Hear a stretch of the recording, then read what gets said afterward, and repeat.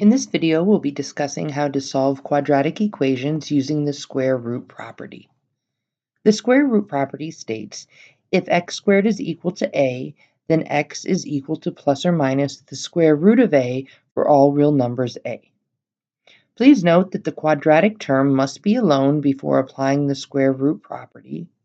And this technique you want to use when you have a quadratic term and a constant term, but no linear term. Our steps for solving quadratic equations using square root property. First, you want to isolate the quadratic term on one side of the equation.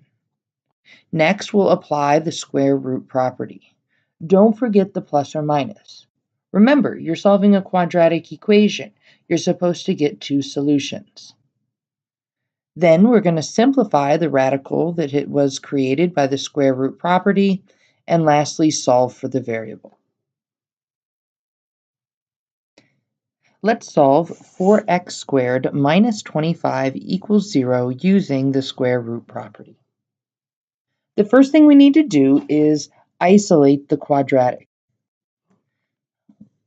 X is what is being raised to the second power, so what we need to isolate is x squared. We'll start by adding 25 to both sides. We get 4x squared equals 25. Next, we'll divide both sides by 4, giving us x squared equals 25 over 4. Now that we have the x squared all by itself, we're ready to apply the square root property. We take the square root of both sides. On the left, the square and square root cancel out, leaving us with just x. And on the right, we're going to have plus or minus the square root of 25/4. Now we need to simplify our radical. I'm going to do that over on the side.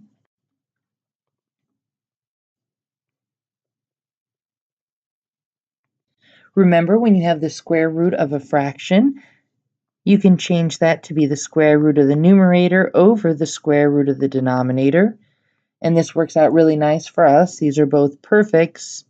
This simplifies to be 5/2. So x is equal to plus or minus 5/2.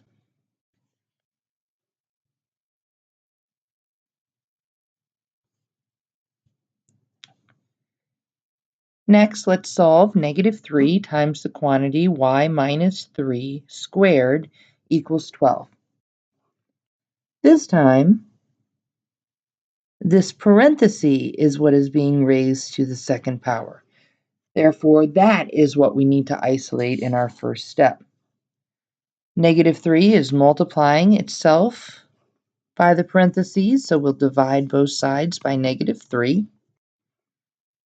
This gives us y minus 3 squared equals -4. We have the squared isolated, therefore we're ready to apply our square root property. We'll take the square root of both sides. On the left, the square and the square root cancel out, leaving us with y minus 3. And on the right, we'll have plus or minus the square root of -4. We need to simplify the square root of -4. There's a negative underneath of our radical, so we need to take an I out. This becomes I times the square root of 4, and 4 is a perfect.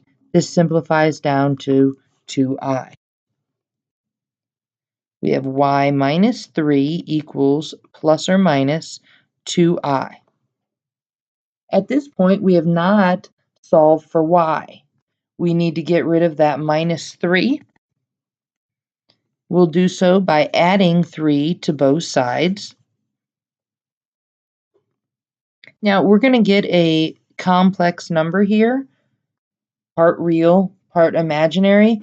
Remember that complex numbers, we always write in the form a plus bi. So we actually want to put the 3 in front of the plus or minus, so we have that correct complex form. we get y to be equal to 3 plus or minus 2i.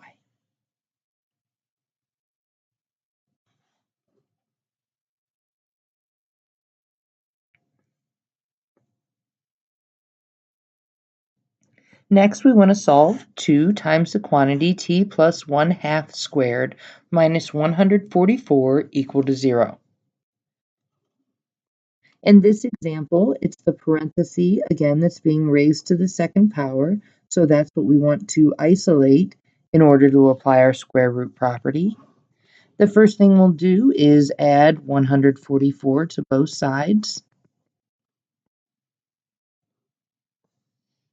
That gives us 2 times t plus 1/2 squared equals 144. Next, we'll divide both sides by 2. That gives us t plus 1/2 squared equals 72.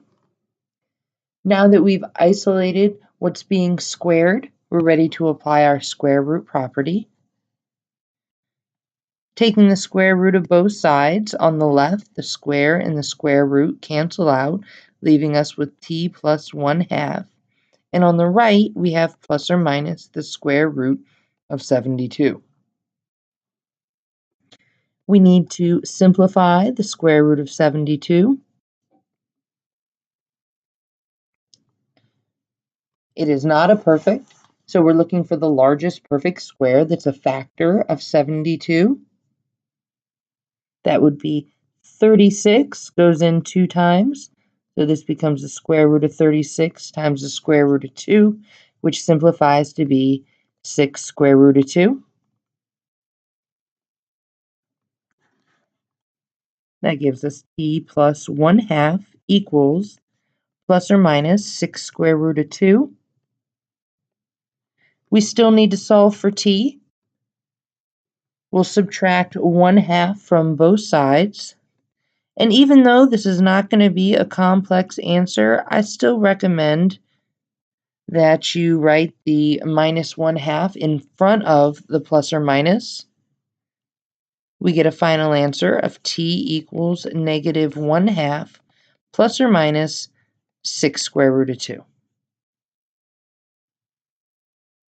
To clarify, we do have 2 separate solutions here, and they can be written separately. We can write them negative 1/2 plus 6 square root of 2, and the other solution would be negative 1/2 minus 6 square root of 2.